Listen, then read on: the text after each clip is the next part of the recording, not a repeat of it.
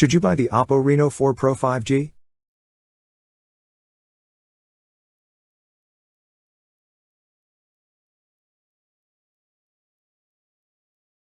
It has been released in the United Kingdom on October 16 and in the Middle East on September 22.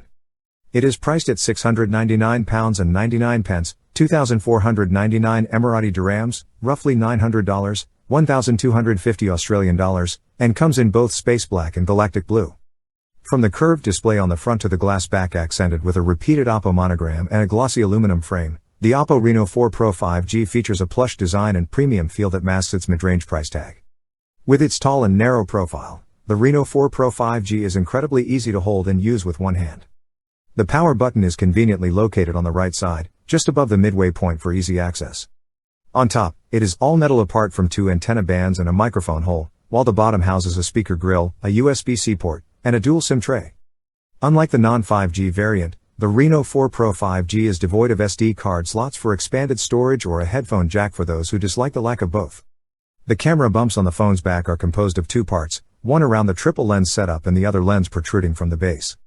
In terms of its display, the Reno 4 Pro 5G features a 6.5-inch AMOLED screen with a 20:9 aspect ratio and a resolution of 1080 by 2400, 402 pixels per inch. Other than that, the display is vibrant, displaying deep blacks and vibrant colors from a wide viewing angle. As a result, this screen is taller and thinner than most phones, giving it a wide viewing area for media and gaming, and more space for content when scrolling vertically. A thin bezel surrounds the curved display, giving the phone an almost all-screen look, except for the selfie camera cutout on the top left. There is a 90 Hz refresh rate, which is a welcome addition and makes scrolling through content much smoother.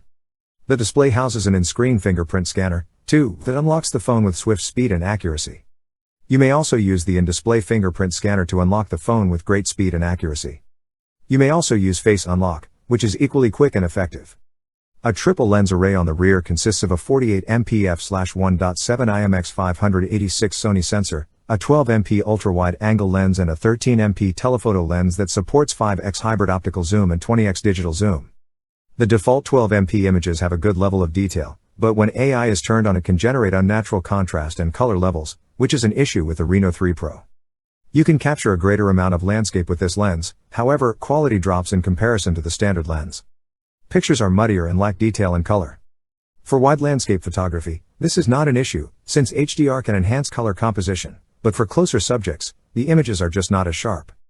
With the telephoto lens, you can zoom as close as 20x with digital zoom. In some situations, images are fine up to 2x and even 5x, but beyond that they appear too grainy to be of use. For shutterbugs who desire to fine-tune settings, there is a Pro mode. Night mode is a highlight of the Reno 4 Pro 5G's camera app. Night shots can also vary in quality depending on the environment and number of light sources present. On the front is a 32MP camera, similar to the one found on the OnePlus Nord.